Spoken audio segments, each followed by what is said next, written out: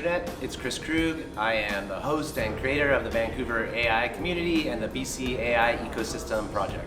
So we are living through quite the technological revolution, and it's reached out and touched us all in different ways, professionally and personally, and culturally, societally. And so I was watching all this change going on right there at the end of the pandemic, and decided that I needed to get around some other people that were exploring the edge of what was going on with artificial intelligence and machine learning, and particularly the generative AI explosion and how it was affecting the professional creative industries like filmmakers and photographers and designers. Essentially, we're being just bombarded with a whole array of new tools that aren't just like tools in and of themselves, but a whole new way of thinking about our creative work and our creative expression. You know, you hear the words like workflows and pipelines a lot. This is how creative work and assets gets conceived of and iterated upon and developed and then ultimately delivered to the world. And every step about that process is changing. And so I decided to start getting some people together to talk about it. And that was about 15 months ago at my studio on the east side. And it has grown now into this thriving community of, more than 1,000 people have attended the events over the last year and a half. We've got a strong core membership group of annual members that are pretty much our supporters and our real roots into the ecosystem. When I first moved back to Vancouver and plugged into the AI scene, I started going to all the local events, and while I learned a lot, I didn't exactly find what I was looking for. A lot of them were like uber geeks centered around one language, technology, or particular universities core system, but there wasn't like a big tent open to everybody, from professionals to enthusiasts to researchers to students and youth, and that's really the conversation I wanted to be a part of. Like this AI stuff is affecting us in a lot of profound ways. We all need to be a part of this conversation, so I've done my best to just like assemble a lot of critical voices, enthusiastic voices, people that have rolled up their sleeve or they're getting their hands dirty with this technology to report back from their edge into the center so that we can all learn from one another. And so that's why I think you find such a diverse group here. You're likely to find, a poet sitting next to an accountant, next to a CEO, and then the board of the Space Center or something. It's a very diverse group, and I think that's really what gives us our strength. Like, we don't know where all this tech is going.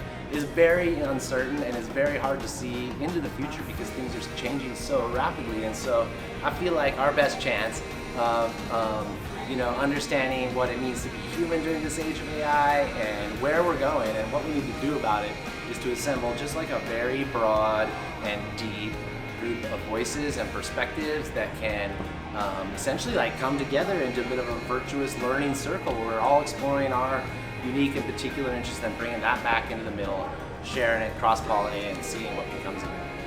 One of the biggest risks about all this AI stuff is that its benefits don't get distributed equally among society, that ultimately the power remains in the hands of the privileged corporations, governments, and elites essentially, and I think that is really actually a pretty big risk. And so we've taken it upon ourselves as part of our mission to do our best to deal with the tough ethical issues around AI, and part of that is the concentration of power and control using these systems. And so a lot of our work with Squamish Nation, Tsleil-Waututh Nation, local Indigenous nations here as part of the Meetups is make sure those benefits extend to all parts of society, and can be used for things like reconciliation, economic revitalization, language learning and stuff like that. So it's a real big part of our core mission.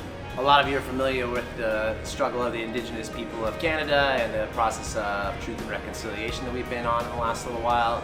Part of my work is around reconciliation and being an ally to the Indigenous people of this area.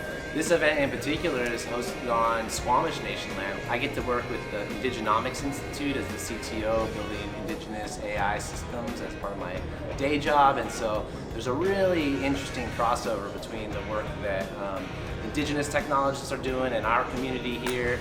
I'm really excited to share, I bring together like just the most fascinating things that have captivated my attention and imagination around people inside research who are exploring AI and building new models and tools, and then in the whole kind of business ecosystem, you've got like the builder community and the venture capital community. They're a big part of what we got going on here.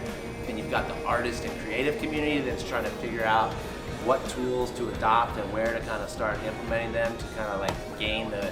It has been so awesome to just ride this rocket ship of growth inside this AI community and the BC AI ecosystem. It's just exploding all around us. And I mean, I think that our trajectory shows that. We started off in a little downtown studio, and now we are here at the Space Center, and we have sponsors and annual members and all sorts of people coming to the table. And I think it just represents the hunger for a central, open place where people can come together and learn and share and hear different voices and participate and be a part of something bigger than themselves. We've really become a bona fide ecosystem and community. We're working on building an industry association for BC AI in general, and we're talking to government and various other organizations about that. I just view those as a real kind of measure of the success of this whole community, that sub-communities are forming, people are taking the good vibes and sharing them out there with the world. So I'm not sure exactly where we're going, but we're going there together, and it seems like it's all on the up and up.